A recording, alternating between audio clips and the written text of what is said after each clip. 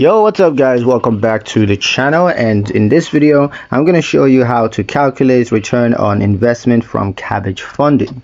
Now start by identifying how you use the funds. Now, did you run ads, did you buy inventory, or did you expand operations? That's the first step. You got to start by identifying exactly how you use the funds.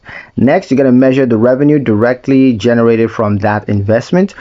For example, if a 10,000 draw helped you to generate 18,000 in sales, that's an 8,000 return. Now subtract the interest or fees paid to Kabbage, let's say 1,200. Return on investment is going to be the profit minus the funding cost, and then divided by funding cost. So here you have 8,000 minus 1,200 and divided by 1,200, which is 5.66 or 566% return on investment.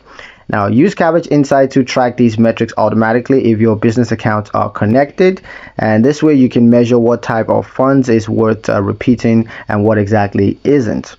That's pretty much it for today's video. Hope you guys liked it. Hope you found the information here useful enough. If you did, like the video, comment down below, let me know what you thought. Share the video with your friends and subscribe to the channel if you haven't done so already, and I'll see you guys in the next one.